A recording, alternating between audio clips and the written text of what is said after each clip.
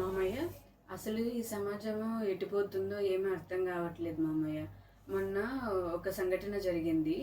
భోజనం చేసేటప్పుడు వాళ్ళ అమ్మ నీళ్లు తీసుకురావడం లేట్ అయిందనేసి వాళ్ళ అమ్మ పైన దాడి చేశాడంట మామయ్య.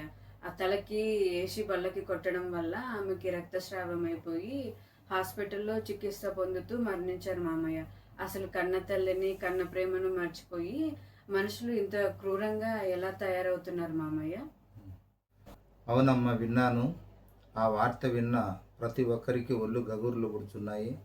నవమాసాలు మోసి కని పెంచి పెద్దగా చేసిన తల్లిపైన అంత క్రూరంగా ప్రవర్తించటము చాలా బాధాకరమైన విషయము. ఇది మానవత్వానికే మాయని మచ్చ. ఇటువంటి కొడుకుల గురించి, వారి యొక్క జన్మల గురించి ఎప్పుడో వందల సంవత్సరాల క్రితమే వేమన గారు సూటిగా ఒక ఘాటైన పద్యం చెప్పారు. ఆ పద్యం ఒకసారి విందాం. తల్లిదండ్రులపై దయలేని పుత్రుడు పుట్టనేమి వాడు గిట్టనేమే. తల్లిదండ్రులపై దయలేని పుత్రుడు పుట్టనేమి వాడు గిట్టనేమి. పుట్టలోని సెదులు పుట్టవా గిట్టవా విశ్వదాభిరామ వినురవేమా.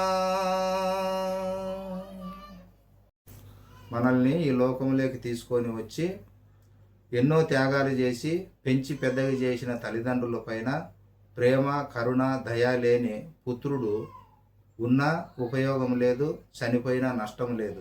ఏ విధంగా అంటే పుట్టలో చెదలు వేల లక్షల సంఖ్యలో పుట్టి చనిపోతున్నాయో అటువంటి పురుగు లాంటి వాడే ఈ పుత్రుడు.